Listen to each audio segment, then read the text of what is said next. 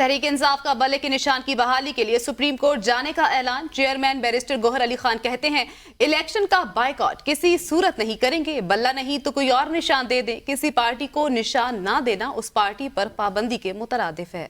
मजीद कहा कि ऐसे इंतखाबात को आलमी सतह पर कोई पजीराई हासिल नहीं हो पाएगी।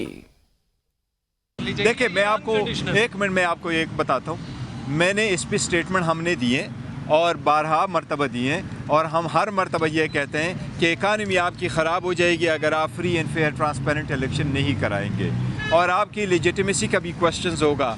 जो भी गवर्नमेंट आएगी ऐसी इलेक्शन के नज़र में, उनकी लेजिटिमेसी का भी बहुत बड़ा क्वेश्चन होगा। कल जो मीटिंग ये कह रहे, मेरी कोई मीटिंग नहीं हुई IMF से, क्योंकि कल ना मेरी मुलाकात हुई है, ना हमने कोई ऐसी स्टेटमेंट दी है, ना हमने ये कहा है कि हम अपना जो सपोर्ट है वो वापस लेंगे। हमने ये नहीं कहा। हम कहते हैं इकानमी को बेशमूल IMF के प्रोग्राम को नुकसान पहुँचेगा।